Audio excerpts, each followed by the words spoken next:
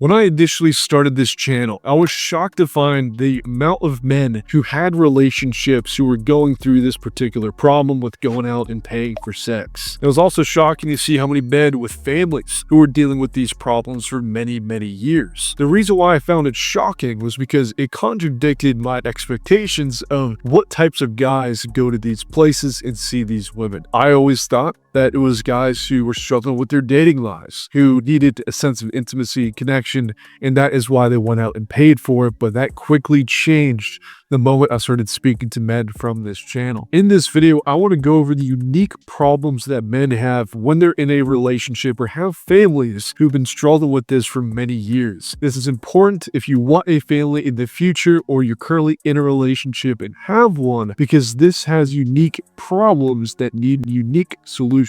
If you're new to my channel, I'm Coach Josh, founder of Purpose Over Pleasure, and it is my purpose to help men break free from their addiction to paying for sex and help them see freedom. Now, I want to go over a couple of the unique problems that I wrote down going into this video. And by far the most impactful one that has many kind of nuanced consequences from it is living a double life. You've probably experienced this regardless if you're watching this video right now, but this is even more intensified if you have people in your life who are looking up to you to be a leader and someone that's going to be guiding a relationship or a family. It's one thing to deal with the double life and hide it from coworkers or people in your life who kind of know you. It's another thing to hide it from people who are extremely close to you. It makes you feel like you're living a unauthentic and disingenuous life. And that is a major problem, because if you don't feel authentic to your morals or to who you feel like you should be living as, there's going to be many other problems that spark because of that. So when you experience this,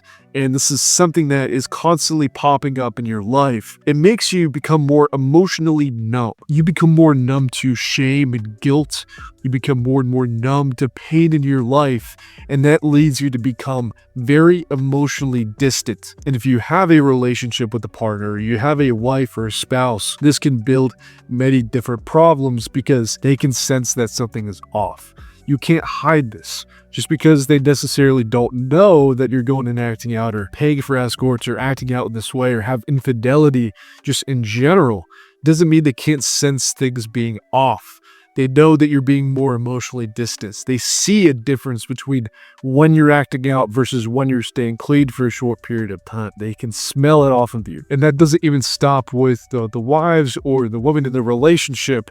That goes to your family members as well. So if you have kids, even if they're younger kids, they know that something's going off because the leader in the family is not showing up the way that he has been in previous months, weeks, or years. And with this sparks many problems within the man's personal life, within the family, and even in the other surrounding aspects of the guy's life. So, for example, when the guy knows he's not living up to expectations, or he's a shell of himself essentially, or always feeling like he's going through all these ups and downs in life, it's hard to show up within the relationship, and you judge yourself for that. You look down on yourself. You kind of shame yourself in a way, or view yourself as someone with a problem or an addiction. And that kind of kills your self-esteem, that kills your confidence, and it only worsens the issue of wanting to hide and run away from other people and feeling connected, because you feel so ashamed that if people just knew the real you or knew the things that was really going on, you would hurt them. So to shield them, shield yourself, you separate yourselves in many different ways. And that has obvious effects on the family and the relationship as the man that needs to be leading it. And even affects other aspects of life, right? If you can't show up for your family and you feel bad about yourself and you feel disingenuine inside of your soul, that's going to affect your career, your business. It's going to affect every single aspect of your life. But there's also a silver lining to all of this, right? If you've been in these shoes and you're experiencing the things that I'm talking about, you know how deep this actually goes. But the inverse is also true. If you're hurting your family and your family is able to sense that something is off when you're acting out and doing these things, the inverse is also true, right? If you're staying clean and you're feeling good about yourself, you feel confident, you feel authentic, and you feel like you're living with integrity, then people are also going to be able to sense that. And you're not only benefiting yourself, but also the people around you benefit. And that is something that can give people a lot of motivation, right? And that's something I want people to know, because with the things you're doing right now, that's a refiner's fire in a way, right? Like, obviously it has impacts to other people in your life, and it's something that you do not want anymore, but it's also the same thing that's going to allow you to get to a higher level of life, right? If you can learn these lessons and get this out of your life, you're not the only one benefiting from that. And it's possible, right? You can get there. It doesn't matter if you're 55 plus, right? It doesn't matter if you're 60 plus. It doesn't matter if you're 40. It doesn't matter how long you've been doing this. You can make these changes, and you're not going to be the only one to benefit from that. You need to have a little bit of hope, especially if you've been doing this for some time and been hiding this for so long, because you've been calloused to the pain. You've been calloused and numb to everything that's been going on in your life, and it's good to have a little bit of hope. So now let's actually go over what to do and how to actually break out of this, right? Because that's the main thing. And one thing that I want people to really understand, and something that I'm going to drill down more into the future on this channel, is that understanding the problem does not equal actually making changes. I know of guys who are in this situation. They've been trying to attack this for years. They've been going through their own willpower, and they've been trying to fight this themselves.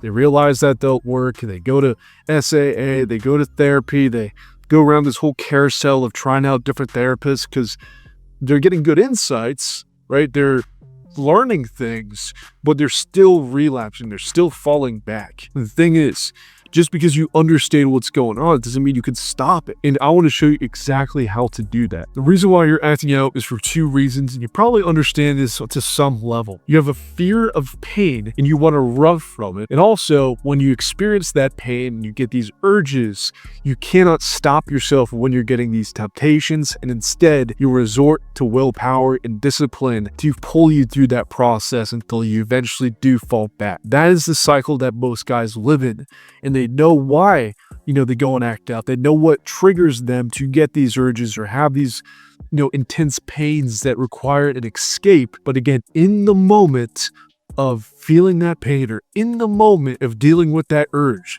they fall short to actually navigate that situation. Over the years of doing this, you've reconditioned your brain around certain triggers, right? Around pain, around stress, around loneliness, around many different things, that if you feel those set triggers, you go and act out, right? And it's been reinforced so many times that there's a strong connection, right?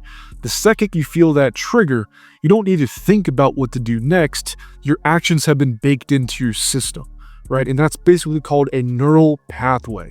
You have that certain trigger, and it causes you to take a certain set of actions that have been trained into your system. You cannot use willpower, you cannot use discipline to stop this. You must have ways in the moment to rewire this neural pathway over time. And this is something that I don't see talked about in addiction recovery, which is extremely unfortunate, because the main thing behind this, the main mechanism in your brain that's causing this, is called the basal ganglia. And the basal ganglia's job is to reinforce these neural pathways that have been already set in stone, right? You need to find a way to change that behavior, change that conditioning over time.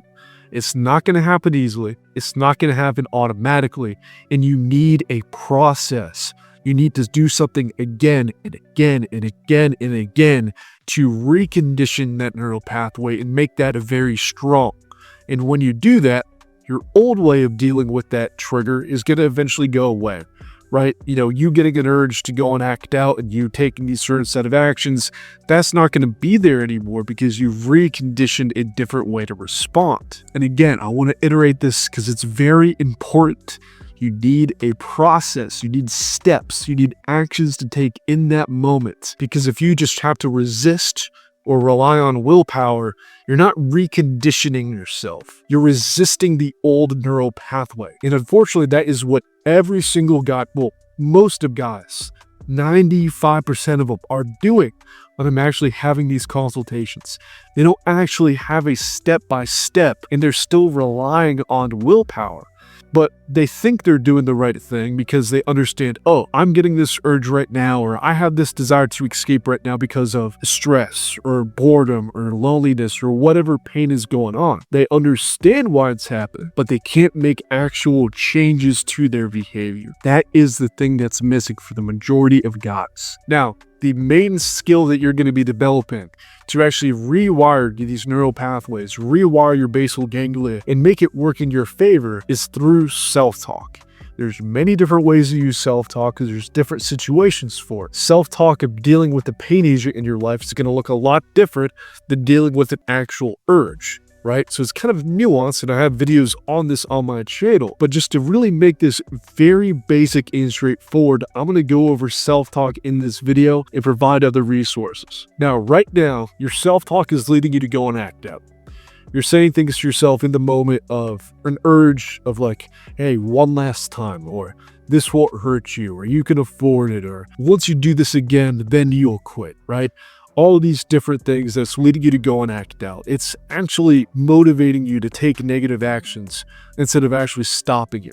A lot of guys try to stop themselves with self-talk, but it's very ineffective. They're saying, hey, this is wrong, this is bad, I shouldn't do this, I'm wasting time, I'm wasting money, this is going to hurt me afterwards, I'm going to feel bad afterwards, this is going to hurt my business, or this is going to hurt my family. Like they're trying to motivate themselves to stay clean, but it's not effective. The thing is, you need to learn how to actually use self-talk, because that's the main thing that you do when you're feeling temptations in the moment.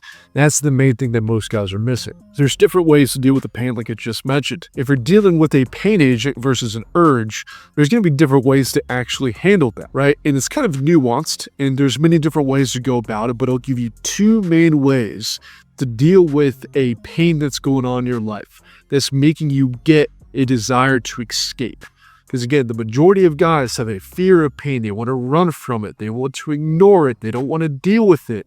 So they go to other short-term instant gratification pleasures to fill that gap and feel better now. And one way to deal with that pain is by going through a discovery phase of asking yourself, okay, what am I trying to escape right now? Or what pains am I experiencing? And once you actually have a general guideline of like what the actual problem is, you got to go deep. Oh, I feel stressed right now. It's not the real root issue. That's a start of a much deeper conversation. Because, okay, why do I want to escape this stress? What specifically is causing the stress that I'm trying to run from, right?